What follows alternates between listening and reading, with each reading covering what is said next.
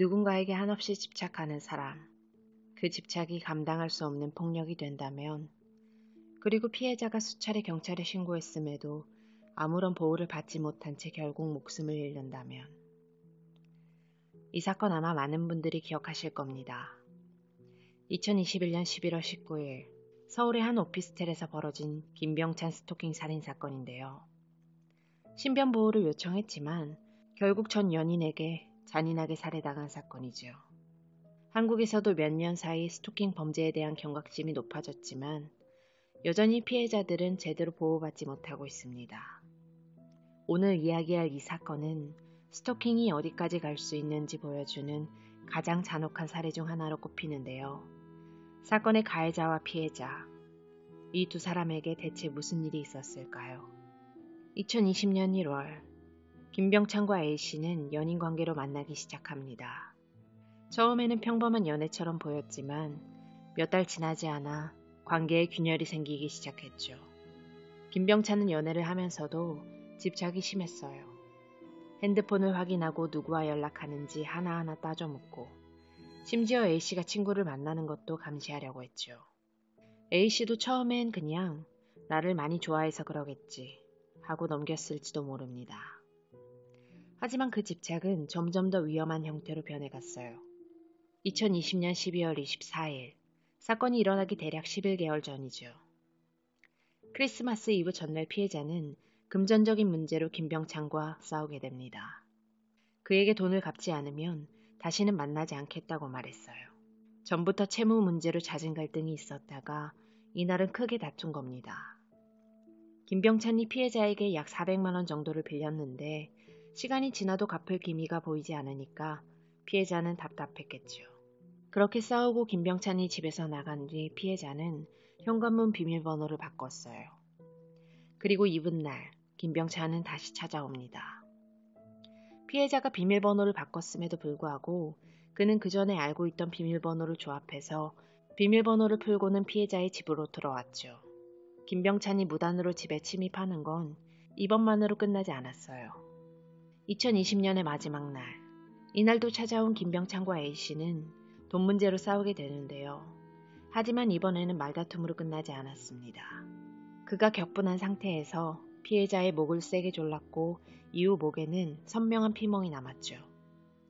뿐만 아니라 피해자가 집에서 나가지 못하도록 감금했어요. 문 앞을 막고 서 있으면서 A씨가 도망가려고 하면 또다시 위협했습니다. 만약 신고를 했다가 김병찬이 더 심한 행동을 할까 두려웠던 A씨는 결국 신고도 하지 못했죠. 이날 이후 김병찬의 폭력과 집착은 점점 더 심해졌습니다. 6개월 정도 지난 2021년 6월 26일, 참다 못한 A씨는 결국 김병찬과 이별을 결심했어요. 더 이상 폭력적인 관계를 유지할 수 없다고 생각한 거죠. 이날 집에 있던 그의 짐을 모두 밖으로 빼놓고 헤어지자는 의사를 분명하게 전달합니다. 하지만 역시나 김병찬은 이를 받아들이지 않았습니다. 이번에도 집으로 찾아왔죠. 두려움을 느낀 A씨는 드디어 경찰에 신고합니다. 첫 번째 신고였어요. 출동한 경찰이 김병찬에게 스토킹 경고장을 발부하고 짐을 들고 가라고 했죠. 하지만 이 신고는 그를 멈추게 하지 못했습니다. 퇴거 조치 이후에도 그는 계속해서 A씨에게 연락을 시도하고 찾아오는 행동을 반복했어요. 첫 번째 신고 후 약 2달이 지난 9월 3일, 그는 여전히 A씨를 포기하지 않았죠. 이번에도 집에 침입합니다. A씨 몰래 소지하고 있던 카드키로 들어온 거예요. 명백한 주거 침입과 협박을 자행하고 있었죠. 하지만 A씨는 경찰에 신고하지 못했습니다. 그의 위협이 점점 심해지는 상황에서 A씨는 극도의 불안과 공포에 시달렸어요. 이날 A씨가 얼마나 공포스러웠는지는 A씨가 친구들에게 남긴 단체 카톡에 고스란히 남아 있었는데요. 오빠 왔어. 카드키를 가지고 있었어. 문이 열리는데 숨 막혔어. 경찰에 아직 신고 안 했는데 어떡하지? 나 너무 무서워.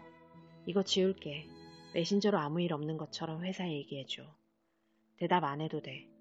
근데 진짜 칼 들 수도 있어. 폰 뺏어가면 어떡하지?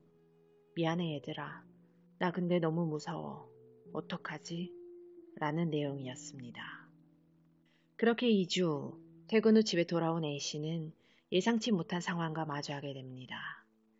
김병찬이 이번에도 무단 침입해 있었던 거죠.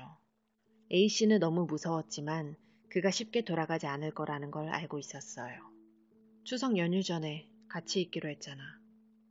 김병찬은 계속해서 강압적으로 만남을 요구합니다. 하지만 A씨는 헤어져 달라고 애원했어요.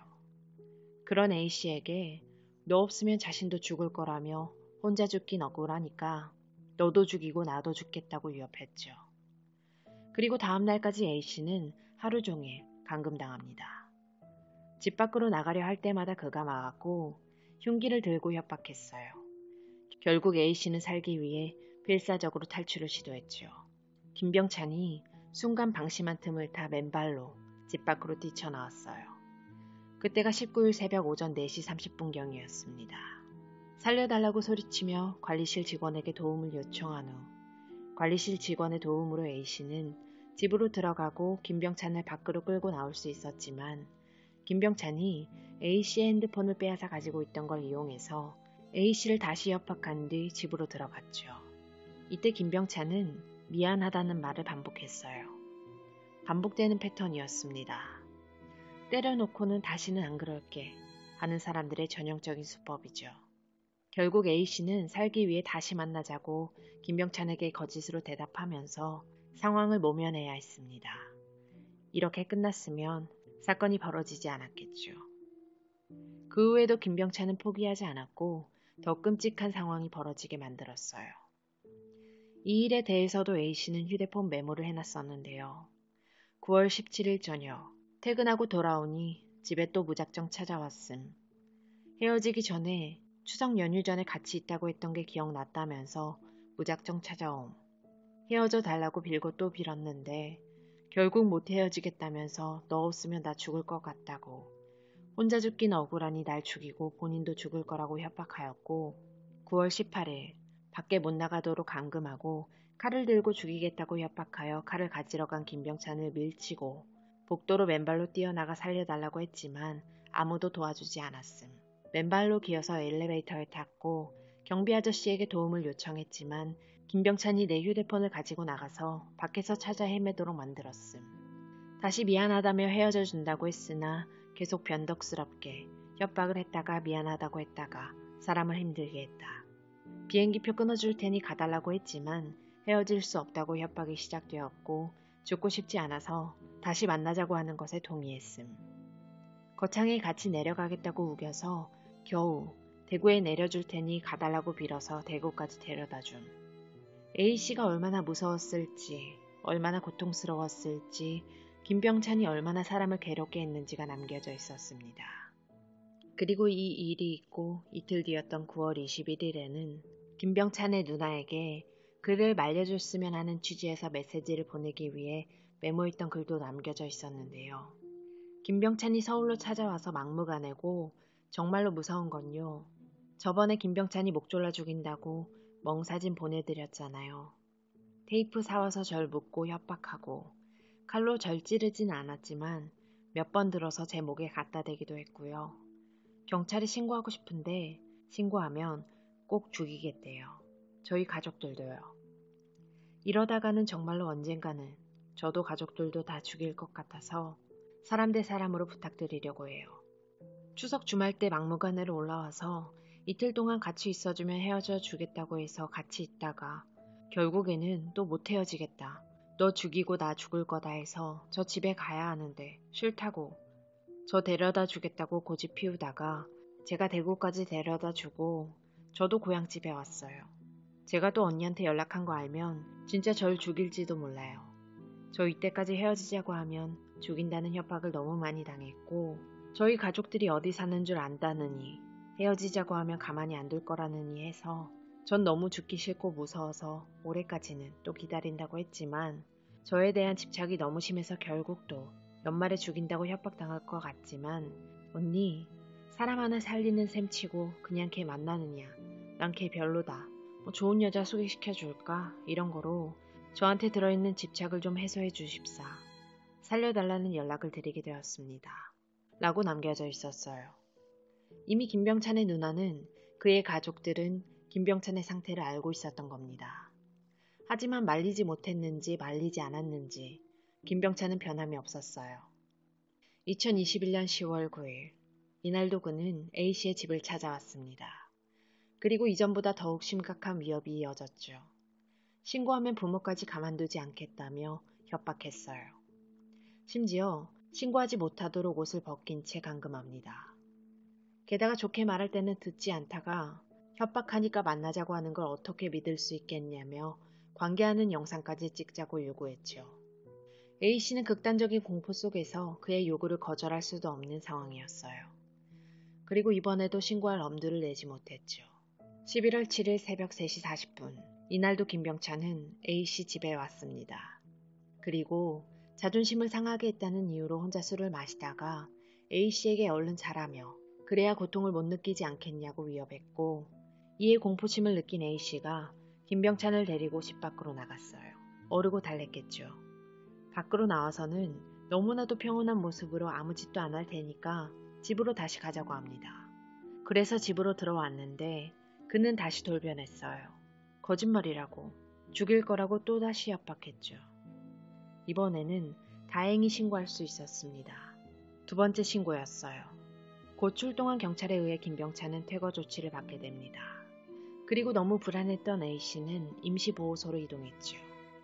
하지만 김병찬은 경찰이 떠나고 10분 뒤 몰래 갖고 있던 카드키로 또다시 침입했어요. 황당하고 뻔뻔했던 건 이때 피해자의 차키까지 훔쳐서 주차되어 있던 차 안에서 잠을 자게 됐다는 겁니다. A씨는 이 일로 경찰에 신변보호 요청을 하게 됐죠. 그리고 긴급 호출용 스마트워치를 지급받았어요. 다음날 그는 또다시 A씨의 집에 무단 침입합니다. A씨가 세 번째 신고를 합니다. 이때 A씨는 이사 가야겠다 생각했어요. 그리고 일주일 넘게 친구 집에 머물면서 이사 갈 곳을 알아보기로 했죠. 하지만 다음날 김병찬은 더욱 대담한 행동을 하게 됩니다. 2021년 11월 9일 오후 1시, 그는 A씨의 직장까지 찾아왔어요. 그리고 직접적인 살해 협박을 하기 시작했죠. 계속 불안하게 살 거야? 출퇴근할 때 찌르면 어떻게 하려고? 나 깜빵에 보내고 싶어? 김병찬은 진짜 눈에 보이는 게 없었나 봐요. 정신이 나갔나 싶은데 이때 A씨는 네 번째 신고를 하게 됩니다. 이날 오후 3시경 법원은 김병찬에게 스토킹 행위 금지, 100m 이내 접근 금지, 정보통신 접근 금지 명령을 내렸습니다. 하지만 김병찬은 전혀 신경 쓰지 않았어요. 다음날 다시 A씨의 집에 찾아갔죠. 이날 김병찬이 인터넷에서 검색한 내용이 있었는데요. 사시미 칼로 찌를 때 칼 손잡이 미끄러짐. 이제 단순한 협박으로 넘어갈 생각이 아니었던 겁니다. 치밀한 범행을 준비하고 있었죠. 물론 준비는 하되 A씨에겐 티를 내지 않았어요. A씨가 이걸 알았다면 얼마나 더 큰 공포에 떨었을까요? 아니, 차라리 알았더라면 미리 대비는 할 수 있었겠죠. 법원의 접근금지 명령이 내려진 지 이틀째, 그는 여전히 A씨에게 전화를 걸어 법원 명령을 무시했어요. 법도 다 무시하는 그를 보면서 A씨는 얼마나 무서웠을지 상상이 안 갑니다. 김병찬이 법을 위반하고 계속해서 A씨에게 전화를 걸자 이날 A씨는 경찰로부터 112 긴급신변보호 대상자로 지정됩니다. 하지만 문제는 이후에도 신변보호가 제대로 이루어지지 않았다는 거죠. 11월 12일, 이날 경찰은 김병찬에게 직접 전화를 걸어 접근금지 명령을 위반하면 법적인 처벌을 받을 수 있다며 강력하게 경고했습니다. 하지만 이미 범행을 계획하고 있던 그에게 이 경고는 들리지도 않았어요. 11월 18일, 그는 부산에서 고속버스를 타고 서울로 올라왔죠. 이날 그는 서울 종로구의 한 숙박업소에 투숙했고 얼굴을 가리기 위한 모자와 흉기를 구입했어요. 이제 남은 건 A씨를 찾아가 범행을 저지르는 일뿐이었죠. 2021년 11월 19일 오전 11시 5분, 김병찬은 A씨의 오피스텔로 찾아갑니다. 지하 주차장으로 내려가 그녀의 차량을 확인했어요. 그렇게 A씨가 아직 집에 있다는 것을 확인한 그는 복도에서 그녀를 기다렸죠. 그리고 오전 11시 29분, A씨가 현관문을 열고 나오는 순간 그는 미리 준비한 흉기를 꺼내 위협합니다. 너무나도 놀란 A씨는 무릎을 꿇고 애원했어요. 하지만 김병찬은 망설이지 않았죠. A씨를 한 차례 찔렀습니다. 공격을 받은 A씨가 비명을 지르며 도망치자 계단에서 따라잡고는 다시 흉기를 휘둘렀어요. 그렇게 명치, 목, 복부를 총 14차례나 찔렸죠. 이 와중에도 A씨는 스마트워치를 눌러 구조 요청을 보냈어요. 하지만 경찰은 피해자의 위치를 제대로 추적하지 못했습니다. 뜬금없이 명동으로 출동하게 됐고 결국 두 번째 신고가 접수된 후에야 정확한 위치로 이동할 수 있었죠. 경찰이 도착한 시간은 오전 11시 41분. A씨는 이미 치명상을 입고 쓰러진 상태였어요. 그렇게 병원으로 이송됐지만 결국 그날 사망합니다. 경찰이 현장에 도착했을 때 김병찬은 이미 사라진 상태였어요. 그는 범행을 저지른 직후 미리 준비한 도주 경로를 따라 움직였습니다. 근처에서 택시를 탄 뒤 서울역으로 이동했어요. 그리고 기차 대신 고속버스를 이용해 대구로 향했죠. 그는 경찰의 추적을 피하기 위해 CCTV 사각지대를 이용하면서 이동했고 경찰은 즉시 수배령을 내리고 추적을 시작했어요. 그렇게 김병찬은 도주 하루 만에 검거됩니다. 11월 20일 오후 12시 40분 경찰은 대구에 있는 한 숙박업소에서 그를 발견했어요. 체포 당시 그는 저항하지 않았죠. 하지만 경찰서에 도착한 그는 또 한 번 문제를 일으켰습니다. 체포된 지 하루 만인 11월 21일 그는 서울 남대문 경찰서 유치장에서 혀를 깨물면서 자해를 시도한 겁니다. 그렇게 입에 피를 흘리며 쓰러진 채 발견돼서 병원으로 이송이 됐는데 생명에는 지장이 없었고 치료 후 다시 유치장으로 이송됐죠.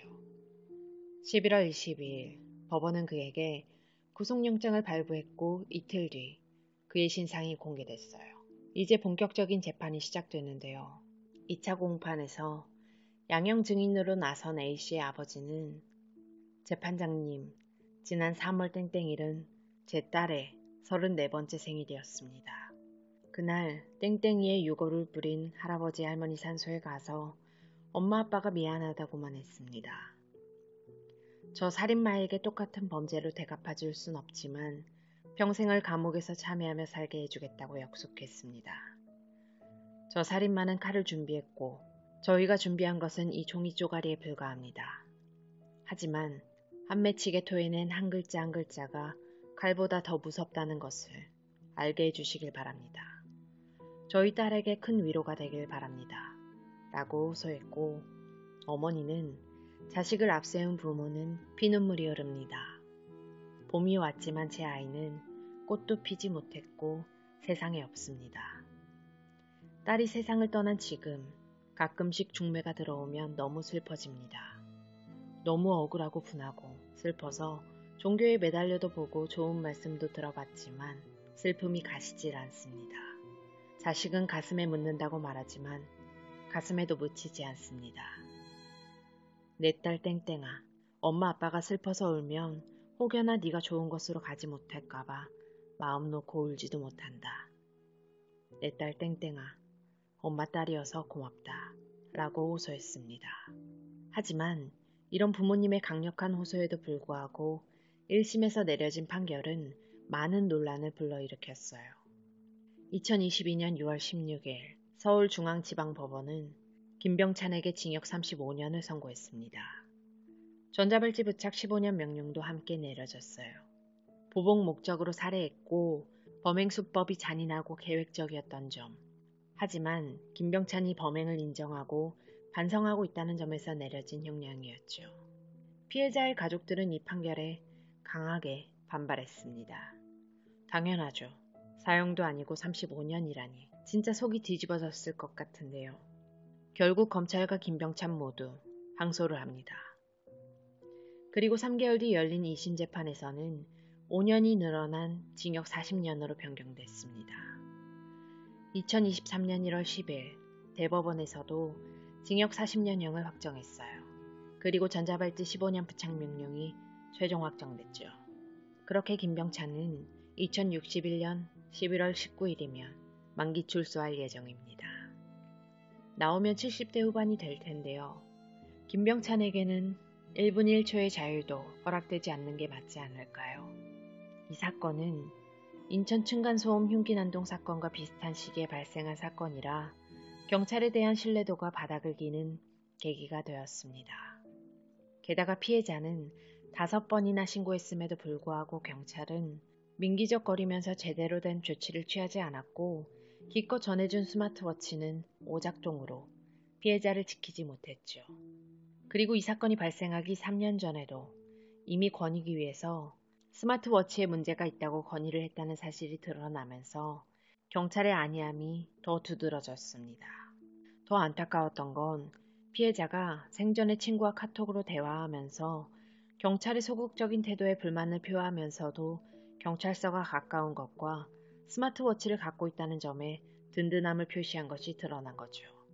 그리고 생전 피해자의 신변 보호를 담당했던 경찰은 불과 범행 나흘 전인 11월 15일 베스트 피해자 전담 경찰관으로 선발돼서 경찰청장 표창까지 받은 것으로 드러났습니다. 그렇게 이 사건은 베스트 피해자 전담 경찰관도 지키지 못한 사건으로 남았어요. 이 사건이 남긴 것은 단순한 비극이 아닙니다.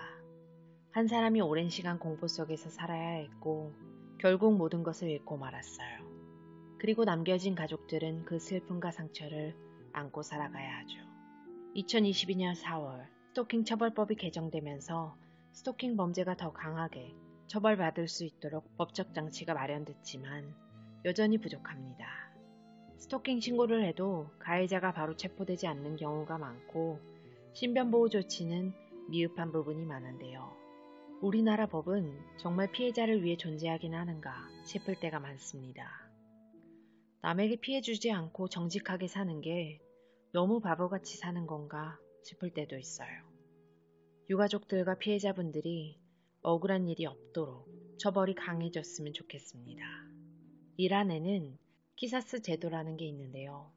이슬람 율법에 따라 살인이나 심각한 폭력 범죄의 피해자 가족이 법적으로 눈에는 눈, 이에는 이 방식의 복수를 할 권리를 가지는 제도죠. 법원에서 유죄 판결이 내려진 후 피해자의 가족이 가해자의 처벌 방식을 결정할 수 있는 건데요.